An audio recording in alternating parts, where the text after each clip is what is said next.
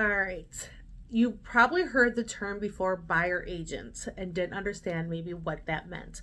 So, buyer agency basically falls under agency, which tells the seller who I am working for. If I am your agent and you're purchasing a home, it tells the seller who I'm working for. Now, there's been a little bit of changes, and here starting in August, things are going to be different. So, basically, there's three different agencies. There's something called pre-agency, which means you and I are going to look at a house. You're not going to ask me any questions about if the house is priced right. You're not going to ask me any questions about potentially, oh, if I offer this, will this happen? Because we are in a state of pre-agency where I do not work for you and I do not work for the seller. I'm just opening the door at that point, okay? The other one is called a sub-agent. That is when, by the default rules of the state of Wisconsin, an agent works for the listing agent or the seller, okay? So that would be a sub-agent, which we're really not going to see a lot of anymore with the changes that are happening with buyer agencies and commissions. So essentially, again, it's working for the seller and the listing agent. And again, I can't help you negotiate or anything like that because I am working for the seller. A buyer agreement is what comes into play for me to work for you, okay? I'd like to say this is your best option. And let me give you some examples. So a buyer agreement is an agreement that just says, hey, you and I are forming a relationship, okay? I am going to work for you, and at the same time, you are agreeing to work with me, okay? And only me at this point. If at some point we decide we don't like each other and it's not working, then we can dissolve that. But essentially, like I said, we're creating a relationship, okay? We are going to work with each other. That agreement, besides working for you and you working with me, allows me to negotiate for you. I can say, hey, I think this house is overpriced. Or, hey, this house is priced a little low and I think it's going to get a lot of traffic and I think it's going to get a lot of offers. And we may want to discuss some other options to make your offer more appealing. Okay. I can walk you through the home inspection report and say, hey, items A, B, and C, I know you didn't mention them, but I think those are items that we should ask for because I think they're a safety issue, or I think they could lead to further issues down the road if they're not fixed. I can say, hey, the appraisal didn't come back. Let's negotiate that for you.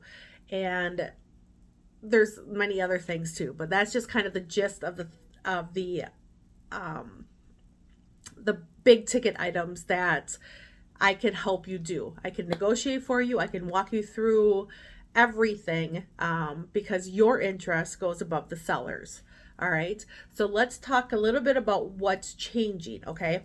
So right now, until technically, I believe it's August 17th that the big changes will be. Okay.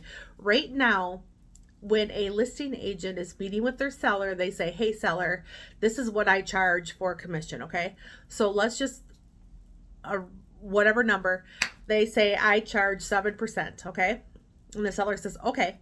Then that listing agent says, I am going to take part of that 7% and I am going to give it to the sub agent or the buyer agent. Whichever one brings the buyer to me, I am willing to give them this percent. So let's say they list the property at 7% and they're like, we're going to give 3% to that buyer agent. So that when I write an offer, I get it accepted. You close on it. This listing agent is then paying me. Okay. That technically may not be happening too much anymore. Okay. The seller can still say, hey, yep, I'm going to pay. And the listing agent can still say, hey, I'm going to pay. However, the new rule is the seller doesn't have to. Okay. Which then, because nobody wants to work for free, nobody can afford to work for free, there could be some cost that goes on to you. All right. But don't let that scare you. Okay. So let me try to break it down a little bit more for you. So let's say you and I engage in a buyer agreement, okay? Because you're like, hey, I haven't bought a house in 20 years. I don't know how this works. Or hey, I'm a first time home buyer. I don't understand it. I mean, you might have bought a house 3 years ago. Things change. And having somebody be able to negotiate for you and walk you through and explain things is really in your best interest.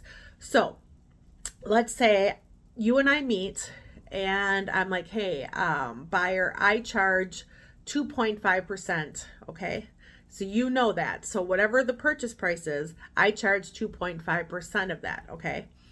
We look at some homes and we find one that you really want. Okay. So you're like, okay, hey, find out if the listing agent and the seller are going to pay you or if they're going to pay any portion so we can work this out. Okay.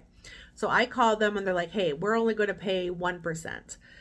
So I come back to you and I say, buyer, they're willing to pay 1%, but these are our options moving forward. Okay.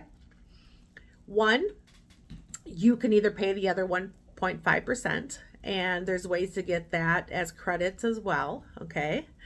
So we can either ask the seller to credit that to pay you and then you pay me, or have them pay me directly, or you pay me. Okay. So I mean, it's a little hard to explain because I think it's going to scare some people. Like, I don't have that money to do that. I don't have that money to pay you. Okay. But don't let that scare you off because there are going to be ways. I mean, sellers, I think a lot of sellers will still, and listing agents will still do it as it has been. They're still going to include that compensation because if you really think about it, it's not going to be very advantageous for a seller if they don't offer any compensation. Their home is one, it's going to sit on the market longer. They're going to have less offers, and it's just, yeah, I don't know how feasible it's going to be. We don't have enough data on that right now to know, how that's all going to play out. But essentially, when we get to that point of offering on a house, we will then discuss what our options are. And like I said, there's several ways we can do that. And I can walk you through all of that when we get to that point. But essentially, to break it all down, we have pre-agency, which is basically me opening the door, boop, boop, boop, boop. Very little communication other than find out maybe what you thought of the house and maybe finding out what you're looking for. That's kind of the realm.